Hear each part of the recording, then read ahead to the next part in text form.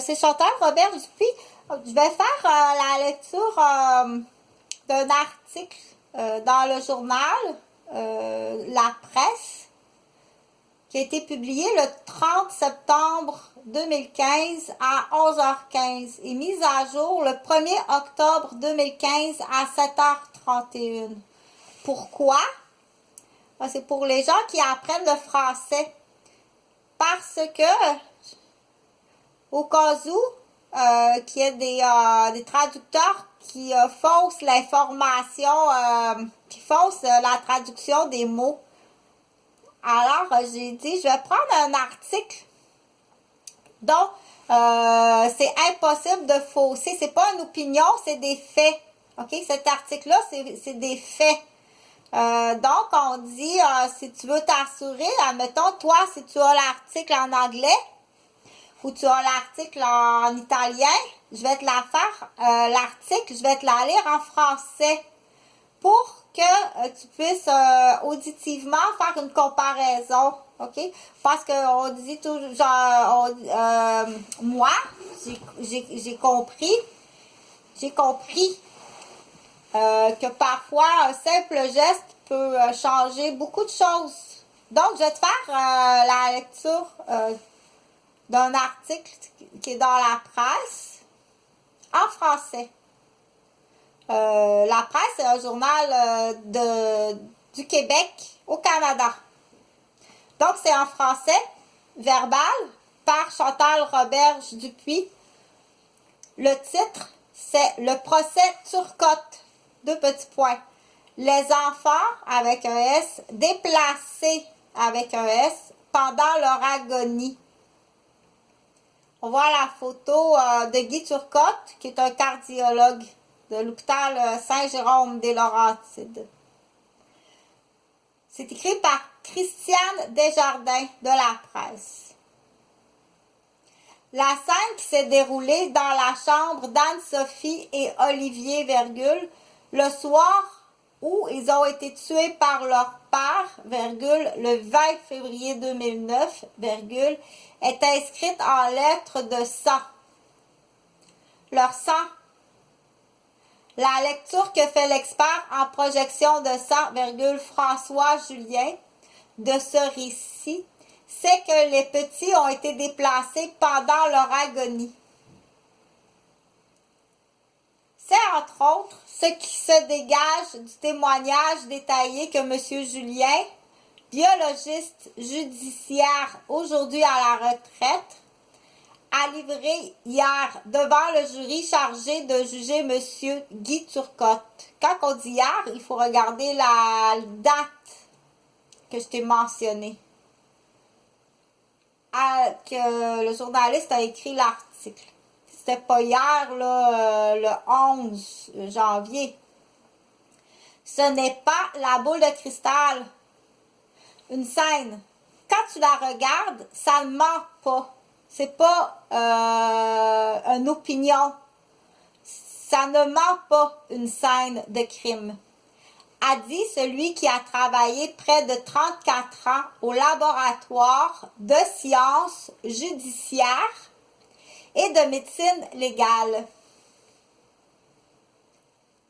Dans le cas qui nous occupe, les 2 enfants gisaient sur le dos dans leur lit, dans leurs chambres respectives. Ils présentaient de nombreuses plaies à l'abdomen. Des photos des petits corps mutilés ont été montrées au jury hier.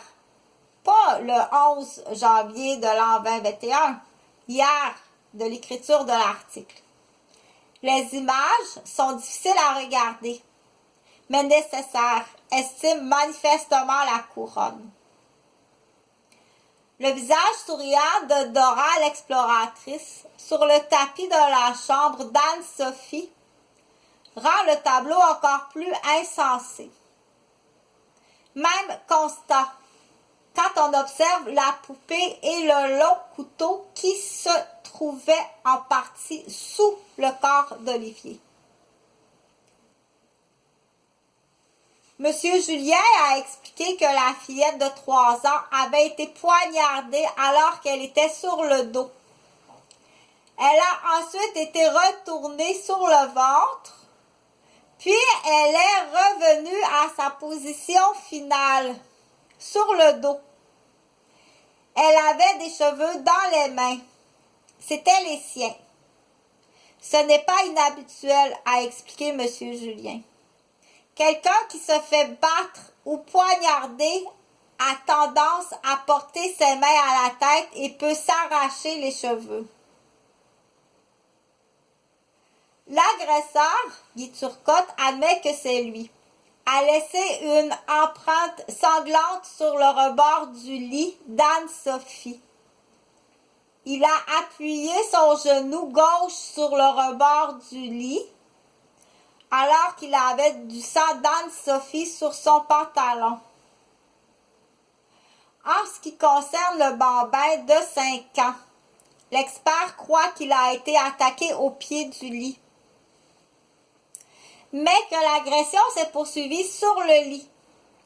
Il relève des traînées et des traces de frottement de sang, de vêtements, pardon. Je recommence. Il relève des traînées et des traces de frottement de vêtements sur le drap qui mène à la position finale du petit. L'enfant a été couché sur le côté gauche, selon lui, à un certain moment, puis il a été retourné sur le dos. Les nombreuses gouttelettes de sang témoignent qu'Olivier a râlé pendant la période agonique. De l'air sort des poumons, a précisé M. Julien. L'expert a aussi parlé du sang présent sur la poignée de porte de la chambre d'Anne-Sophie. C'était celui d'Olivier.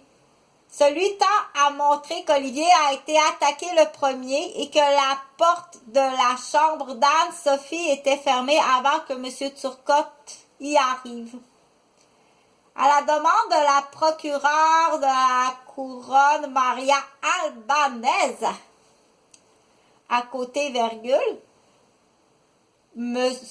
Point Julien a sorti d'un sac la chemise de Guy Turcotte portait le soir du drame.